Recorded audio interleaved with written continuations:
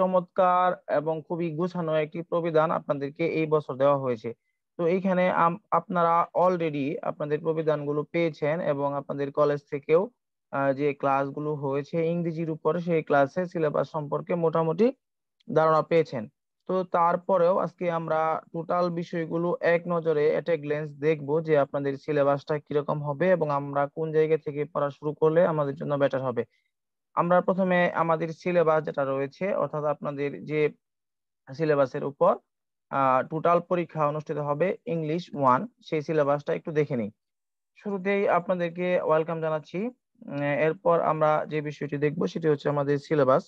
তো এখানে সিলেবাসে আপনারা নিশ্চয়ই একটি বিষয় দেখতে পাচ্ছেন, সেটি হচ্ছে আপনাদের অ্যাটেন্ডেন্স। অ্যাটেন্ডেন্স যেটি হচ্ছে আপনাদের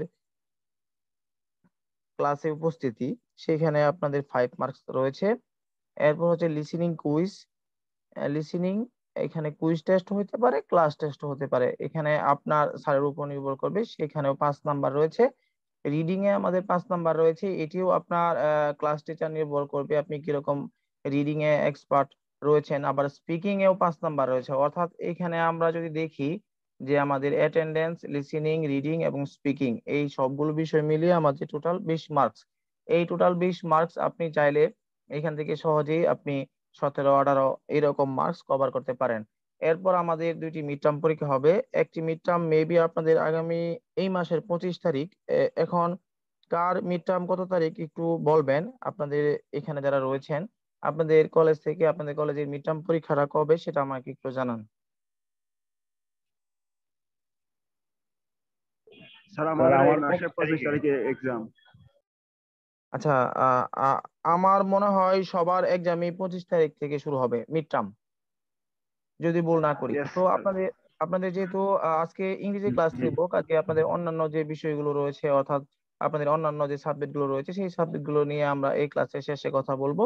আমরা ইংরেজি নিয়ে সামনের দিকে এগিয়ে যাই। তো মিড টার্মে আপনাদের 20 মার্কস, মেবি দুইটা মিড টার্ম হবে, 10 10 করে 20 মার্কস। এখানেও কিন্তু আপনি খুব ভালো একটি মার্কস গ্যাদার করতে পারেন যদি ক্লাস গুলো ঠিক মতো করেন, কলেজে স্যারে যে ক্লাসগুলো করায়, প্লাস আপনি আপনার সিলেবাসের উপর আপনি নিজে কিরকম প্রিপারেশন নিচ্ছেন সেই বিষয়ে। এখানে আমাদের ইন্টারনাল ইভালুয়েশন হয়ে গেল 40 মার্কসের। আমাদের ফাইনাল যে এক্সাম হবে সেইখানে কিন্তু 60 মার্কস থাকবে, অর্থাৎ এই 60 মার্কস আপনার ফাইনালের জন্য। এখন আমাদের মূল কাজটা হচ্ছে আপনাদের যে ইন্টারনাল ইভালুয়েশন 40 মার্কস, এটা এই ক্ষেত্রে কিন্তু এটা আপনাদের কলেজের বিষয় এবং আপনারা ক্লাসে যাবেন, কুইজ টেস্টে অংশগ্রহণ করবেন, রিডিং করবেন, স্পিকিং করবেন, মিড টার্ম পরীক্ষা দিবেন, সেগুলো একান্তই আপনাদের নিজস্ব বিষয়। কিন্তু সেই ক্ষেত্রে আমাদের কোনো হাত নেই। আমাদের যে জায়গায় মূল ফোকাসটা থাকবে সেটি হচ্ছে আমাদের ফাইনাল 60 মার্কস, অর্থাৎ আমাদের এই 60 মার্কসের উপরে কিন্তু আমরা আলোচনা করব এবং ফোকাসটা করব।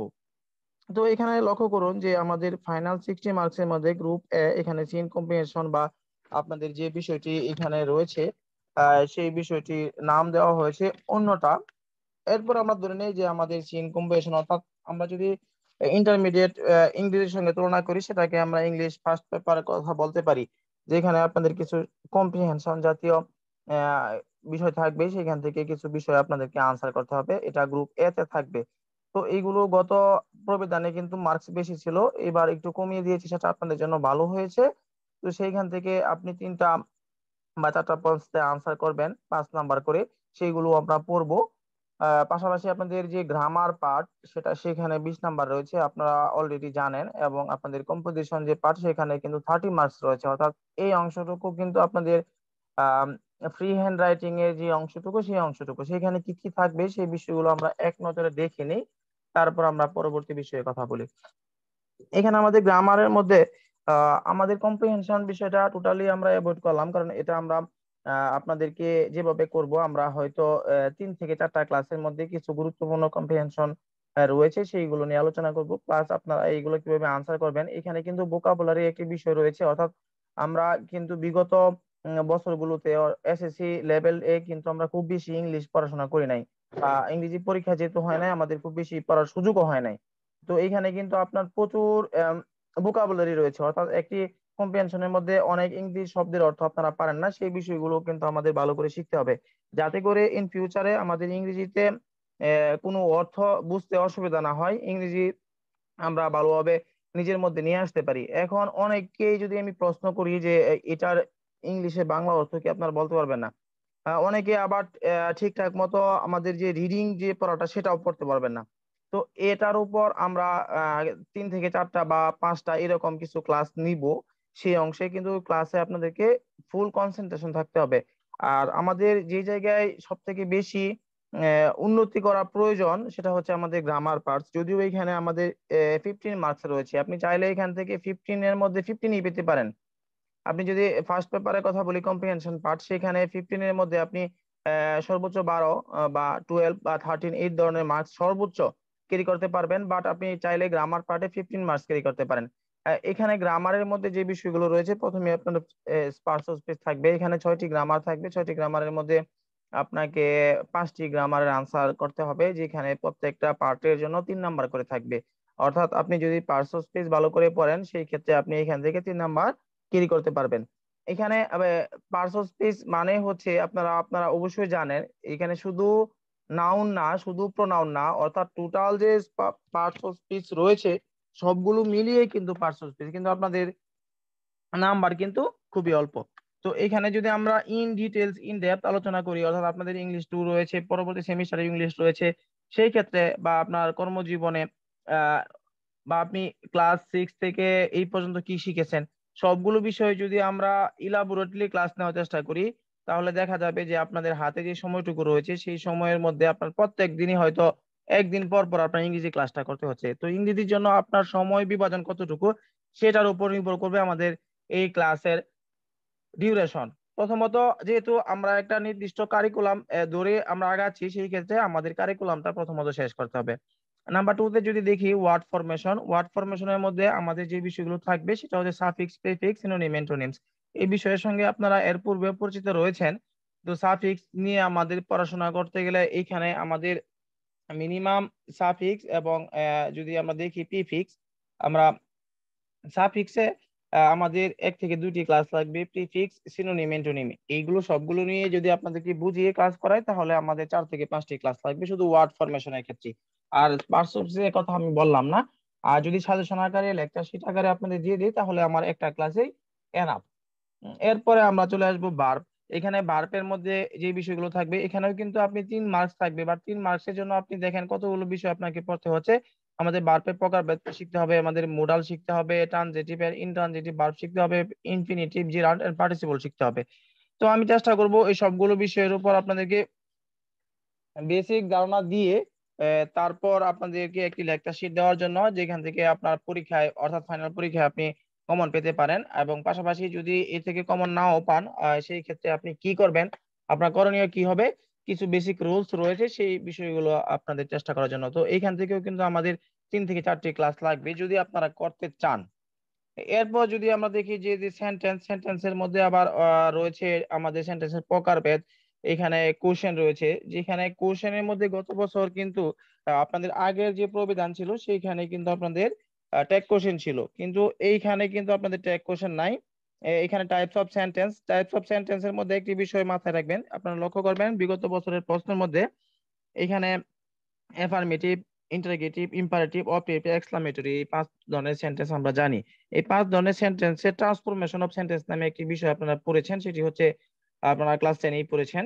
তো সেই জাতীয় প্রশ্ন আসতে পারে, হয়তো 3টা দিল যে অ্যাফার্মেটিভ থেকে আমরা নেগেটিভ করতে হবে, বা অ্যাফার্মেটিভ থেকে ইন্টারোগেটিভ করতে হবে, এক্সক্লামেটরি থেকে অ্যাসার্টিভ করতে হবে, এই জাতীয় কিছু কোশ্চেন আসতে পারে। আরেকটি বিষয় হচ্ছে ডব্লিউএস কোশ্চেন, বা কিছু সেন্টেন্স দিয়ে দিল এটা ডব্লিউএস কোশ্চেন করতে হবে। তো আমরা মূলত এখানে আমাদের এই 2টা বিষয়ে পড়বো, একটা হচ্ছে আমাদের টাইপস অফ সেন্টেন্স, আরেকটি হচ্ছে আমাদের ডব্লিউএস কোশ্চেন। তো এই 2টার জন্য আমাদের 2 থেকে 3টি ক্লাস প্রয়োজন রয়েছে, যদিও এখানে আপনার নাম্বার খুবই অল্প, 3 নাম্বার। বাট আপনি চাইলে এখান থেকে খুব সহজেই কিন্তু এই 3 নাম্বার বা 4 নাম্বার গ্যাদার করতে পারেন। এরপর যদি আমরা দেখি যে আমাদের টেন্স, তো টেন্স নিয়ে আলোচনা ইন ডিটেলসে যদি করি, প্রচুর সময়ের প্রয়োজন হবে, প্রচুর ক্লাসের প্রয়োজন হবে।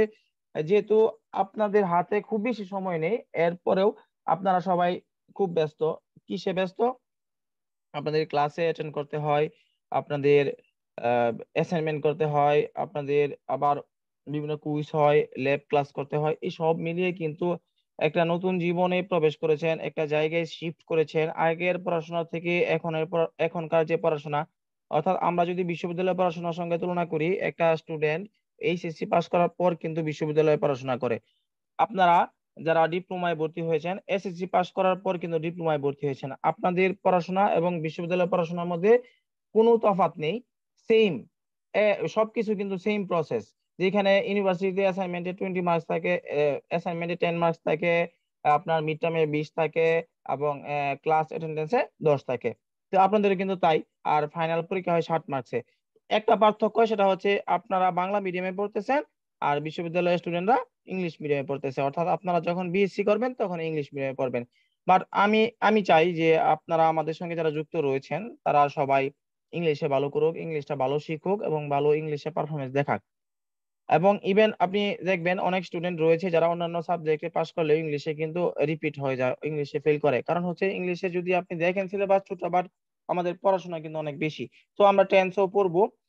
এরপর যদি আমরা দেখি যে অ্যাডভার্ব এন্ড অ্যাডভার্বিয়াল যে বিষয়টা রয়েছে, এটা আমাদের একটা হায়ার স্টাডির মধ্যে পড়ে। আপনারা চাইলে এটা পড়বেন, আর না চাইলে আমাদের পড়ার কোনো প্রয়োজন নেই, আমরা এটা স্কিপও করতে পারি। এখন আমরা পরবর্তী যে পার্ট, সেটা সর্বশেষ পার্ট, কম্পোজিশন। এই পার্টটা খুব ইন্টারেস্টিং। এখানে আপনারা খুব সহজেই মাত্র 2টা ক্লাসের মধ্যে আমি এটি শেষ করতে পারবো। কিভাবে সম্ভব সেটা আমরা বলি। আমাদের লেটার আসবে, প্যারাগ্রাফ আসবে, গ্রিটিং এন্ড ফেয়ারওয়েল আসবে, ডেসক্রাইবিং সিচুয়েশন, অর্থাৎ এখানে ডায়লগকে বলা হচ্ছে সিবি এন্ড কভার লেটার।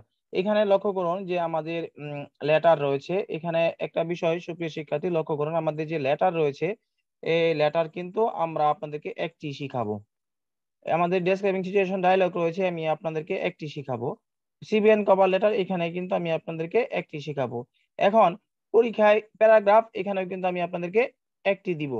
এবং রিডিং এন্ড ফেয়ারওয়েলস এই বিষয়ে আমি কোনো কিছু দিব না, কারণ এছাড়াও কিন্তু আপনি পরীক্ষায় আনসার করতে পারবেন বাকিগুলো দিয়েই। তাহলে আপনি লেটারে যে মার্কস থাকবে, সেই মার্কস যদি আপনি চান, তাহলে সেই মার্কস কিন্তু ক্যারি করতে পারেন।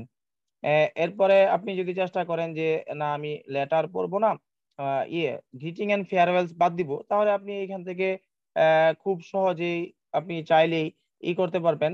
আহ, এখানে দেখেন, আপনি চাইলেই কিন্তু লেটার আনসার করতে পারেন, প্যারাগ্রাফ আনসার করতে পারেন, ঠিক আছে।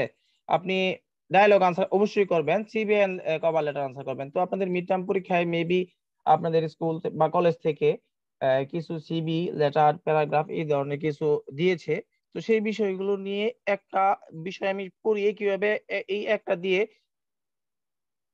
সবগুলো আনসার করতে পারেন সেই বিষয়টা আমি শিখাবো। তো এর জন্য আমাদের যে কাজটি হবে সেটা হচ্ছে, আমাদের এই যে দেখেন, সুপ্রিয় শিক্ষার্থী আপনারা দেখেন, লেটারের জন্য আমাদের একটা ক্লাস, প্যারাগ্রাফের জন্য একটা ক্লাস, ডায়লগের জন্য একটা ক্লাস, আর হচ্ছে সিবিএন কভার লেটারের জন্য একটা ক্লাস। অর্থাৎ এইখানে 30 মার্কসের জন্য আমাদেরকে 4টি ক্লাস এনাফ। আপনারা যদি আমার সঙ্গে 4টি ক্লাস অর্থাৎ 40 মিনিট করে সময় ব্যয় করেন, তাহলে এই 30 মার্কস আমি আপনাদেরকে কভার করে দিব। কিন্তু এইখানে একটি বিষয় দেখেন, সুপ্রিয় শিক্ষার্থী আপনারা জানেন যে আমাদের যে প্রোগ্রামটি চলতেছে, এইখানে এর মধ্যে সব থেকে গুরুত্বপূর্ণ বিষয় আপনাদের কিন্তু বিভিন্ন ক্লাস ছিল। সেই ক্লাসের মধ্যে আরেকটি গুরুত্বপূর্ণ বিষয় হচ্ছে আমাদের আহ, ইংরেজি। তো এই ইংরেজির যে বিষয়, সেটা আমি কম্পোজিশন আপনাদেরকে বলতেছিলাম। সেই কম্পোজিশন পার্টে আপনাদের 4টি ক্লাস এনাফ হবে। এখন আপনারা আমাকে একটু বলবেন, আমরা কোন জায়গা থেকে ফার্স্ট ক্লাস, অর্থাৎ আজকে থেকে আমরা কোন জায়গা থেকে শুরু করব? আমরা কি ইংলিশ ফার্স্ট পেপার থেকে শুরু করব, নাকি লাস্ট থেকে শুরু করব, নাকি মাঝখান থেকে শুরু করব? এটা আমি আপনাদের ডিসিশন বা মতামত নিয়ে আমার ক্লাসগুলো শুরু করতে চাচ্ছি।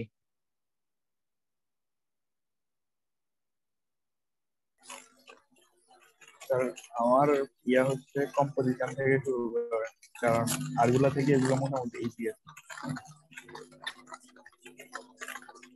আচ্ছা, ইমরান হোসেন। আমাদের লাস্ট থেকে শুরু করা উচিত, কারণ আমাদের হচ্ছে হাতে মাত্র 25 দিনের সময় নেই। তো এখন আপাতত মিড টার্ম পরীক্ষার জন্য প্রস্তুতি নেওয়ার দরকার, তো সেভাবে পড়াশোনা করার দরকার এখন।